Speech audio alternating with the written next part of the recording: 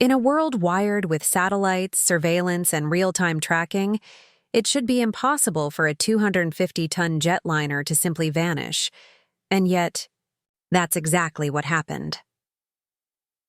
On March 8, 2014, Malaysia Airlines flight MH370 lifted off into the night sky and disappeared without a trace.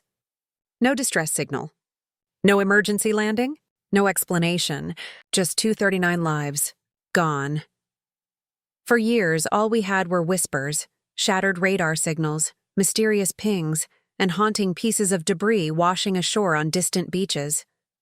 But as the search dragged on, something darker began to emerge. Because this wasn't just a disappearance. It was a deliberate erasure. Was the pilot sending a message? Was it a cover-up? Or was there something even more chilling behind the silence? From satellite trails and underwater ravines to ghost signals hidden in the sky itself.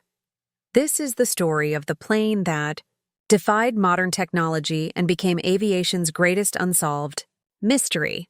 But as you're about to see, some believe the answer was always there, buried in static, shadows, and secrets.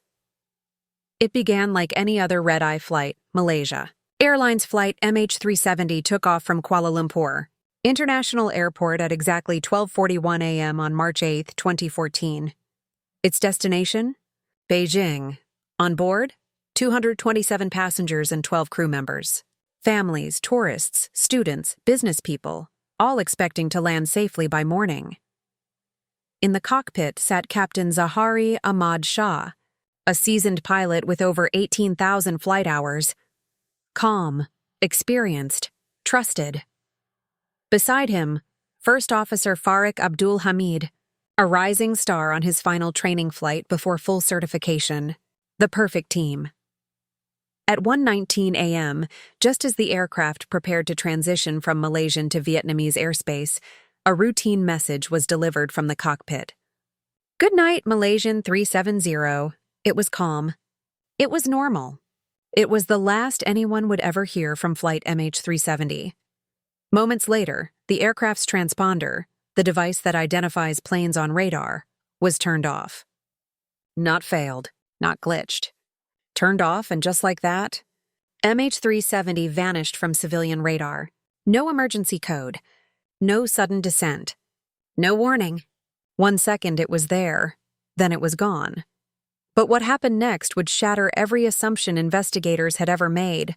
While the world believed MH370 had vanished, military radar told a different and far more chilling story. Instead of continuing toward Beijing, the aircraft made a sharp, deliberate left turn. It didn't drift. It didn't descend. It reversed course, cutting west across the Malay Peninsula like a ghost in the night sky.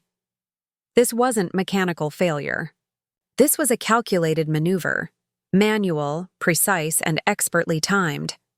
The plane flew straight back across Malaysian airspace, passing near the island of Penang, Captain Zahari's hometown. Was it a farewell flyover? Or a quiet message only he would understand? Investigators would later confirm that 2 critical systems were disabled: the transponder and the Aircraft Communications Addressing and Reporting System, or ACARS. Both shutdowns required deliberate cockpit access and knowledge of the plane's systems.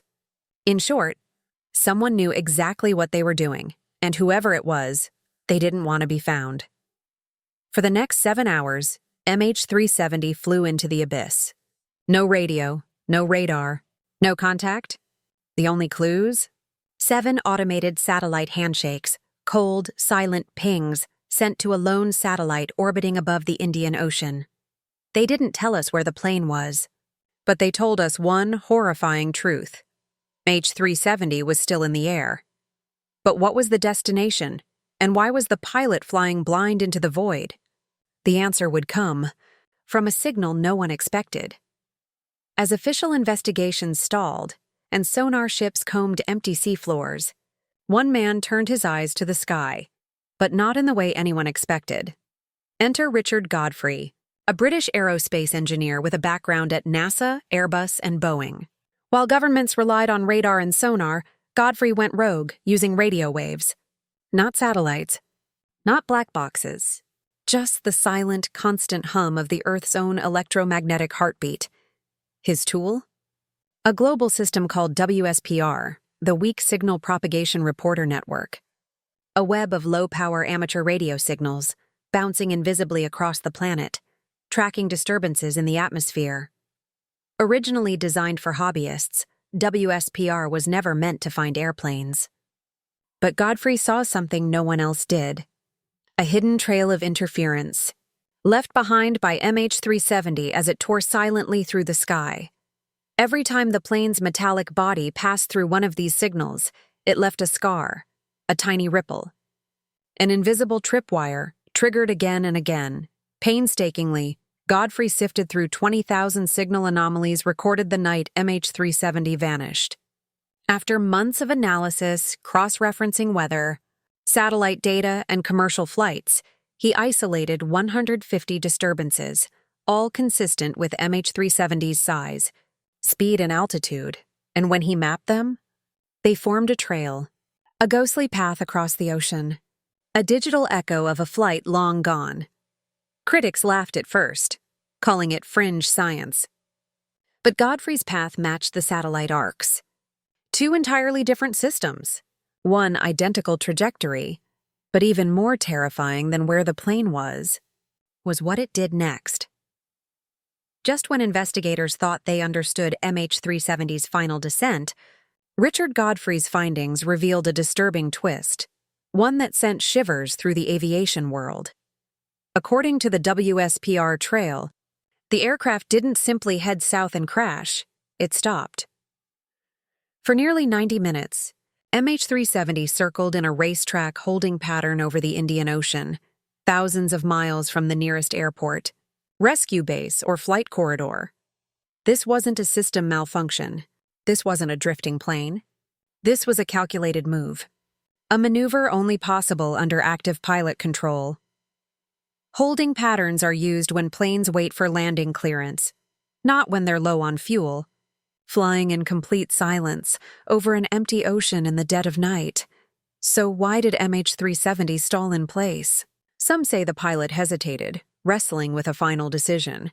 Others believe it was tactical, a way to burn fuel, ensuring the plane would sink fast and deep, avoiding any chance of floating wreckage or survivor rescue. The implication was devastating. Someone was in control. And they knew exactly what they were doing. Godfrey's data painted a picture not of panic, but of precision. Not of chaos, but of cold resolve. This wasn't just a disappearance. It was a performance, a controlled flight to nowhere. But the final act of that performance may have been written deep beneath the waves. Just when it seemed the trail had gone cold, another voice entered the search, Dr. Vincent Line, a retired Australian oceanographer with a sharp eye and a theory that shook the case to its core. In August 2024, Line published a startling claim. The wreckage of MH370 wasn't lost. It was hidden at the bottom of a deep, uncharted trench in the southern Indian Ocean. He called it the Penang Longitude Deep Hole, a narrow underwater depression located roughly 2,500 kilometers west of Perth, Australia. To most, it was just a bright yellow pixel on a seafloor map. But to Line, it was a red flag. A perfect hiding place, deep enough to bury a Boeing 777 forever. At depths reaching 6,000 meters, water pressure would crush most equipment and make sonar scans virtually useless. The trench was just wide enough to swallow a plane's wingspan and calm enough to keep debris from scattering. But that's not all. The location lined up exactly with the longitude of Penang International Airport, Captain Zahari's childhood airport, the place where he learned to fly. Was it coincidence? Or was it a signature? A final message from the pilot, written not in words, but in coordinates. Dr. Line believed MH370 didn't crash chaotically. He believed it was ditched with control, a deliberate water landing under the cover of darkness, executed by a pilot with no intention of surviving.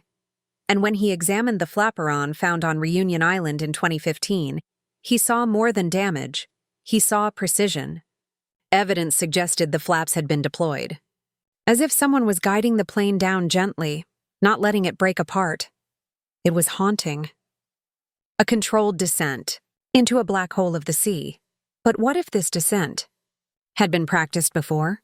That's where the story turns truly unsettling. As if the deep-sea theory wasn't chilling enough, investigators soon uncovered something even more disturbing. Captain Zahari Ahmad Shah had already flown this path before. Not in the sky, but on his personal flight simulator. When the FBI examined Zahari's home computer, they found deleted files, manually erased simulations of a flight path that eerily mirrored MH370's final known journey. A departure from Kuala Lumpur, a westward turn, a slow arc into the Indian Ocean, and a controlled descent into fuel exhaustion. Authorities at the time dismissed it as a coincidence. They said it might have been casual experimentation, nothing more than a curiosity. But for others, it was a roadmap. The simulation ended in the southern Indian Ocean, the very region where MH370 is now believed to have crashed. Not only that, but it matched the exact fuel range, flight dynamics, and arc of the actual aircraft. And here's where it gets haunting. Dr. Vincent Line pointed out that the coordinates Zahari simulated, and possibly flew, aligned symbolically with the runway at Penang International Airport. Not just in location, but in longitude, a straight invisible line between his home, his past, and the ocean grave he may have chosen. Was it a final act of poetic defiance? A cryptic farewell? Or a chilling message only understood by those who knew him best? There was no note, no confession, no explanation, but the simulator didn't lie. It revealed intent, and it revealed preparation. But while independent researchers were connecting the dots, the internet was spinning its own, much wilder story, one that went viral for all the wrong reasons. As the years passed with no wreckage, no black boxes, and no definitive answers, a dangerous vacuum formed, one that the internet was all too eager to fill. It started with whispers. Then came the videos. And soon, a bizarre theory went viral. MH370 was abducted by glowing orbs and vanished into thin air. The most infamous clip? A grainy video showing a commercial airliner, allegedly MH370, surrounded by 3 floating luminous spheres. The orbs circle the plane. There's a blinding flash, and then nothing. The aircraft vanishes as if plucked from the sky. Social media exploded. Forums lit up with wild speculation. Some claimed the footage came from a classified U.S. military satellite. Others insisted it was proof of extraterrestrial involvement, an act of non-human intelligence hidden by world governments. But the truth? The footage was fake. Forensic analysts quickly found telltale signs: CGI artifacts, mismatched frame rates, smoke physics that didn't match real-world dynamics, and an aircraft silhouette traced from a Boeing marketing video. Even the background was lifted from unrelated military training footage. Despite being debunked multiple times since 2014, the video resurfaced in 2025, thanks to renewed U.S. congressional hearings on UAPs, or unidentified anomalous phenomena. This time, conspiracy theorists tried to link the orbs to recent military disclosures, claiming MH370's disappearance was never human at all. But there's no metadata, no satellite source, no chain of custody, just digital illusions feeding off real human grief. Authorities from Malaysia, Australia, and Boeing have categorically denied the existence of any real onboard footage. And yet the internet keeps asking, what if it's real? What if they're hiding something? But while fantasies went viral, the real families, the ones who lost everything, were still searching for answers and demanding truth. While conspiracy theories flooded the internet, the real story, the one drowned out by noise, was far more heartbreaking. Lives vanished. And with them, families shattered, children left without parents, and loved ones left in limbo, not knowing whether to grieve or still hope. From the very beginning, the families of MH370's passengers were met with confusion, silence, and suspicion. In Beijing, Where the majority of victims were Chinese citizens, anger erupted. Relatives clashed with Malaysian officials in emotional press conferences that were broadcast around the world. Screams, tears, demands. They weren't just mourning, they were being ignored. In Kuala Lumpur, families formed advocacy groups like Voice 370, holding vigils, organizing marches, and pressuring governments to resume the search. For them, compensation wasn't enough. They wanted something far more sacred: closure. Over the years, they forced the world to listen. In 2024, their activism finally paid off. Malaysia signed a new deal with Ocean Infinity, a private marine exploration company, to launch another mission in 2025. The deal was bold. No fine, no fee, but for grieving families, even the smallest chance of finding wreckage or remains was worth everything. Meanwhile, the disappearance fractured international diplomacy. Malaysia's delayed release of satellite and radar data raised global suspicion. China accused them of incompetence. Australia walked a political tightrope, leading the search while facing internal doubt. And the U.S.? Suspiciously quiet, but out of the wreckage, something else emerged: change. In 2016, the International Civil Aviation Organization adopted new flight tracking standards. By 2021, all new aircraft were required to have tamper-proof tracking systems, reporting positions every 15 minutes. Black boxes were upgraded. Locator signals were extended. Because if MH370 taught the world anything, it's this: in the age of technology, we were still flying blind. And while those changes may save future lives, the ones lost on MH370 still have no voice, only questions. In an age where every phone has GPS, where satellites can read license plates from space, a massive commercial jet vanished.